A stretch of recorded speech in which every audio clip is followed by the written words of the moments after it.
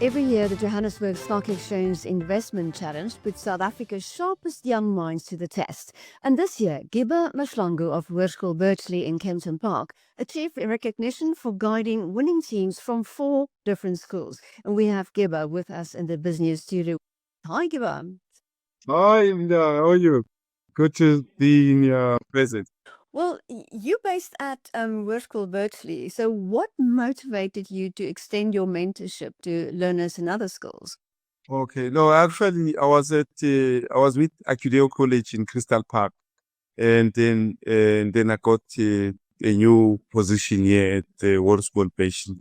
And of course, at Crystal Park, I was also doing the boardroom, participating in the JSE competition, and I had to also continue the journey here at Berkeley. So it's something that even if I leave Berkeley, I go to another school, I will continue. Even if when I retire, I think it's something that I will continue to do, visit schools. And I'm not happy with the participation rate, right? I feel we can do more. Look, we are competing against like 66,000. Then comparatively with how many high school learners do we have in the country? You see, it's just a drop in an ocean. So I still feel that we can do more, yeah.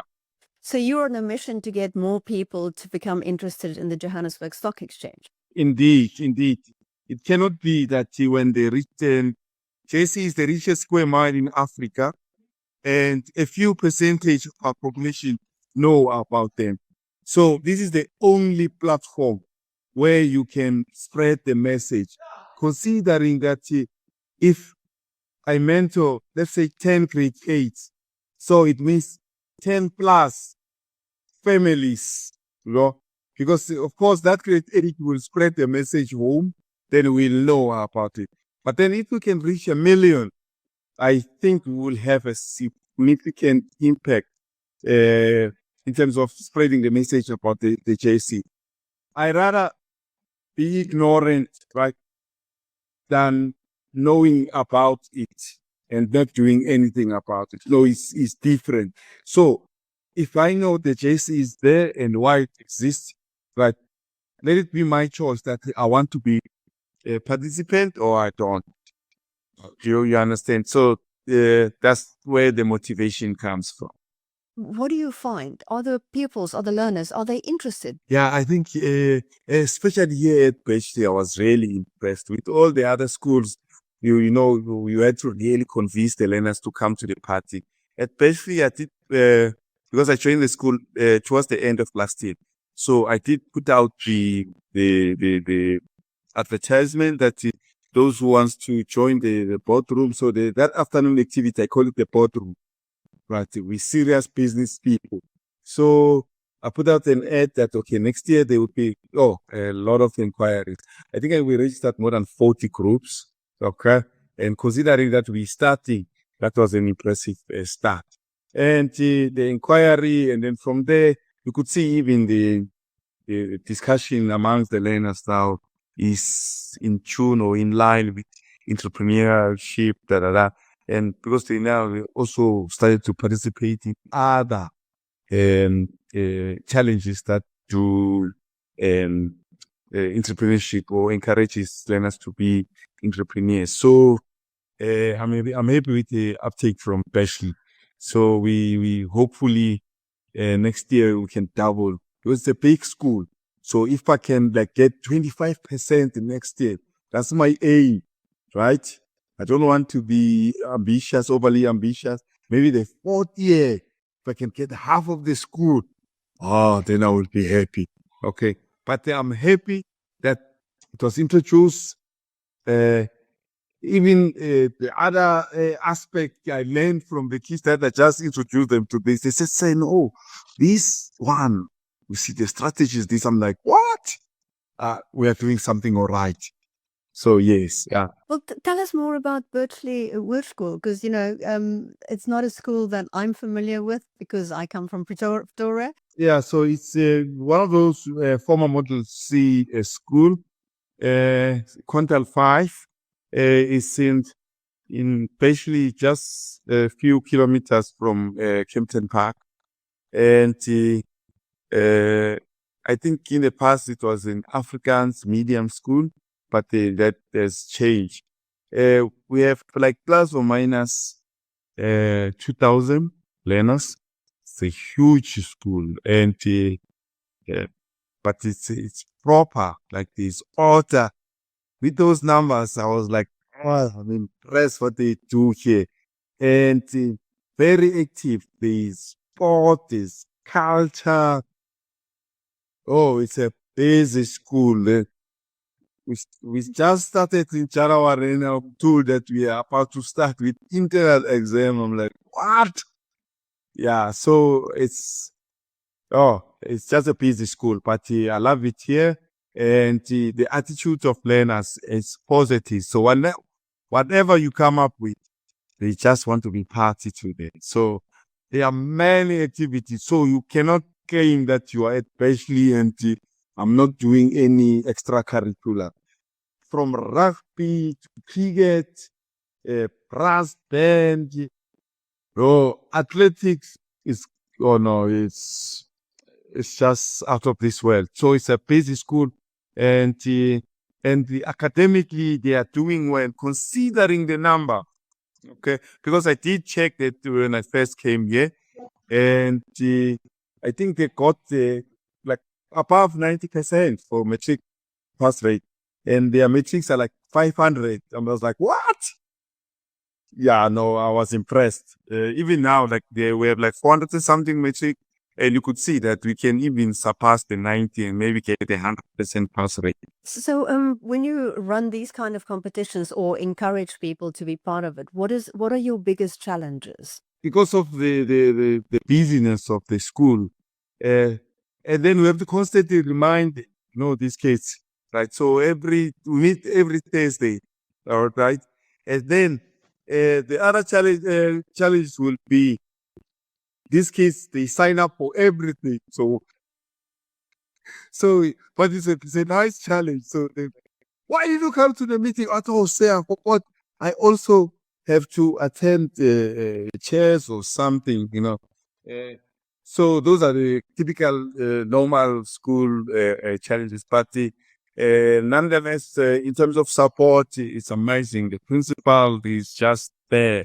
She's just there to make sure that whatever you need, I'm here to make this thing a success. Yes, because when I was interviewed, I actually spoke about this, that apart from the maths that I'm teaching, this is one thing that I'm going to run. And said, no, please, it's a new thing to our school, but you have our full support. So, yeah. So, what is your background? Why are you interested in the stock exchange? Or you said you're a maths teacher, so where does the interest come from? Wait, yeah, it's true. So I was at one college where I was a lecturer for maths, okay, and then there were teachers in the commerce department, and then they were talking about this thing. But I'm like, okay, I'm listening, and I cannot understand. But I felt like that. No, this is not about commerce department. There's more to this thing, okay? And while they were still talking about it, and then somebody came and said, guys, there's this JSE competition. It works like this, that I was like, no, this is something I can do. So, and the teachers, one of them is my mentor, so I'm still with him. He's teaching English and entrepreneurship and in TVET college. So then I started to engage with him that, no, man, this thing, I think I'm interested. And the fact that this competition has been around 50 years, I was like, what? I wish I knew about this thing when I was still in high school. So my job now, every child that I touch will know about this. Even those that are not in the boardroom, I tell them that this, before we continue with our maths, here's the JSE, right? when I retire here, my pension fund will be running in these digits or these numbers. How is that possible when they take so little? Why is Sanlam having that building? Right. So they take money and put in the stock market. That's how they make the money. Now here's an opportunity to do it yourself. Put the money in the stock market. Or if you are lazy, take those tax-free investment instruments. Just put money there. You will see in 10 years what's going to happen. So yeah, so that's me in a nutshell. And do you have an investment strategy? Yes. We use the stop loss, right? And then it depends. Sometimes I talk to these learners. Others, they are into trading other instruments, so they have an idea. They would be like, no, say, for our game, maybe let's put our stop loss at 5%. Okay. Others, they will put their stop loss at 10%. Just to care against greed, because sometimes you can sit there and get all excited. Suddenly, Donald Trump makes an announcement. It changes a lot. They had to learn. Actually, it was supposed to bring about, when we did our calculation, about 8 teams who were knocked by Donald Trump. When he started, in all the games, our groups were number 1, 2, 3, 4. You understand? They were in the top 5. But then when Donald Trump did that announcement, what did he do? The tariffs. The tariffs, yes. When it did the tariff, it had the knock-on effect on, because most of our kids had like gold, so they were exposed to international things. So the other one, the strategy that we use is the rule of 5. So at least we must have a minimum of 5 shares in our portfolio, and or try various sectors that are significant in the market. And then in case one sector is not doing well, but we make sure that in which sector we have exposure. So it has worked for us. And then maybe we'll have just one where we just, take a higher risk that, we'll never know.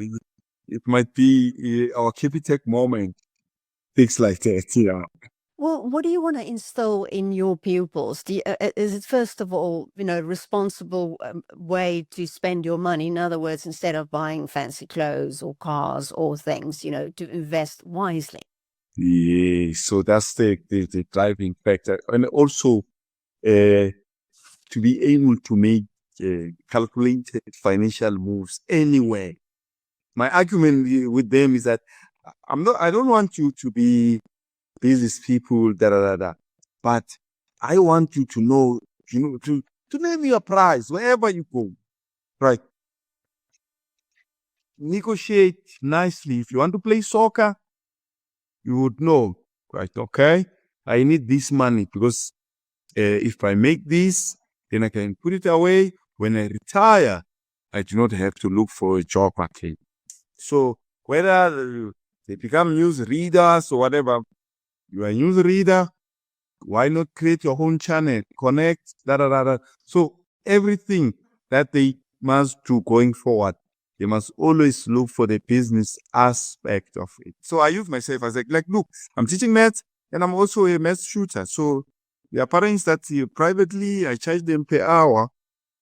And then, and also this, then I can take some of the money that I've made there and put in the stock market.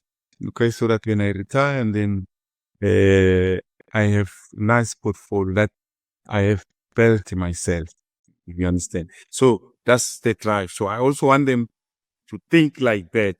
If they become business people, even better.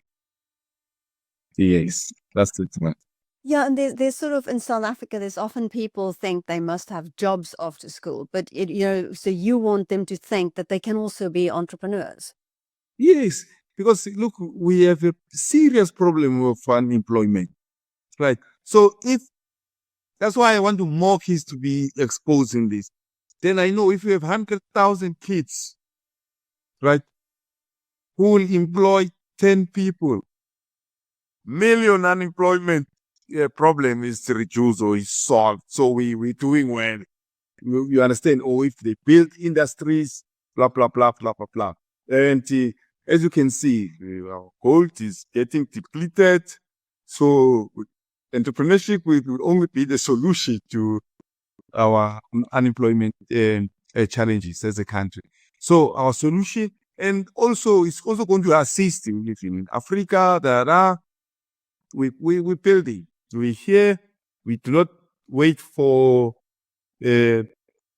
outside people to come and assist us. If they come, then we partner with them, and then we have the skill set. It's easier when you partner, when you are on the same level. So bring the money, but I have the required skills to run the business. They trust you. They put money. You remember the case of what's that British bank? Barclays Bank? The British Barclays Bank. You remember they bought into ABSA, and then when they wanted to take over, they're like, nah, this guy's financial system are up to speed. So there's nothing more we can add. So we can replicate that and spread it across. Because we also participate in the Allan Gray Entrepreneurship Challenge. Okay, because you see, Allan Gray was big on developing students. So we there as well. So, and sometimes, because unlike sport, when they go out, they go to soccer tournaments, Okay, we actually take the kids to expos. Business expos. As young as they are, I say, let's go and wear the uniform so that you can get VIP passes. They normally take the grade levels because they are about to exhibit this thing. So now, also when they are there, and then they would like, do I go to university, or maybe my parents can help me get this machine, and then we make this toilet paper, and then I start building something for my future. So yes, and actually have like kids. There are kids that I was with through this process. One is a citrus farmer in Cape Town. So, and we are still in contact. So I was like, okay, so it means there's something and we are doing right. So that's the drive. Eventually, it's going to assist everyone. That's the drive. And then we can also encourage them that, okay, what I'm doing, you also pay it forward. Don't bring any money to me. Pay it forward. Then we get more and more. And then once they understand it, promise you, a lot is going to change for the country going forward. Oh, Giba Mahlangu, you're an inspiration to young pupils. Thank you so much. Welcome, Belinda. Thank you very much.